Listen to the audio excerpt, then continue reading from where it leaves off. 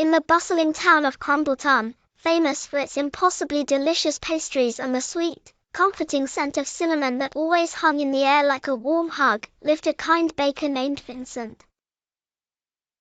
Vincent wasn't just any baker. He made the most scrumptious, golden-crusted sourdough bread, the fluffiest, berry-filled muffins, and the most delicate, sugary shortbread in all the land. Every morning, long before the sun even thought about peeking over the horizon, children would press their eager noses against the bakery window, their eyes wide with anticipation for a glimpse of his latest, mouth-watering creations. One blustery Tuesday, just as Vincent was pulling a fresh batch of apple tarts from the oven, a rumbling sound, deeper and more profound than any oven Vincent owned, echoed through the very foundations of Crumbleton.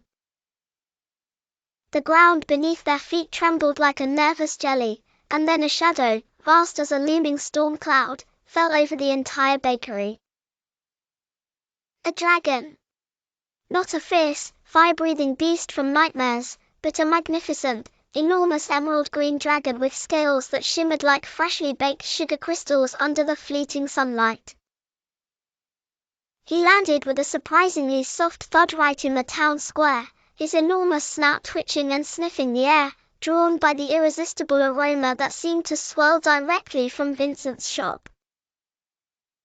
The dragon, whose name was Sparky, had flown for what felt like endless days and nights, crossing mountains and oceans, guided solely by the enchanting scent of baked goods that promised warmth and deliciousness.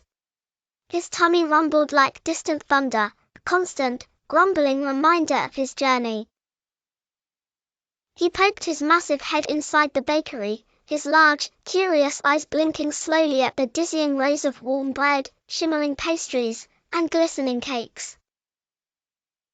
Everyone in Crumbleton, from the tiniest tot to the oldest elder, gasped, their hearts thumping like drumbeats. Fear, cold and sharp, gripped the town. Would Sparky burn down the beloved bakery? Would he gobble up all the goodies, leaving them with empty bellies and broken hearts? Vincent, though his hands trembled ever so slightly as he gripped a flour-dusted rolling pin, knew he couldn't just stand there frozen in fear. He had to be brave, just like his granny always said to be.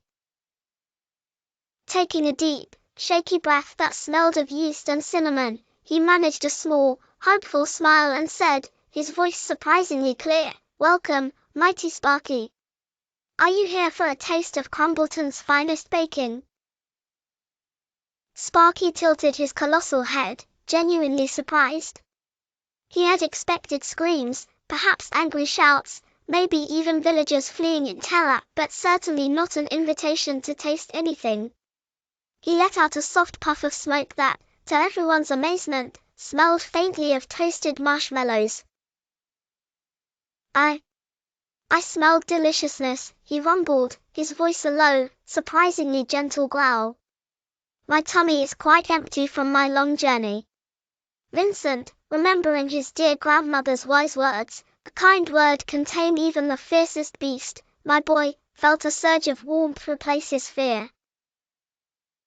He gestured grandly around his shop. Well, you've certainly come to the right place.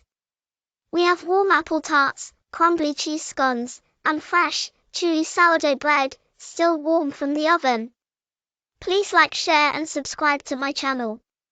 Bye.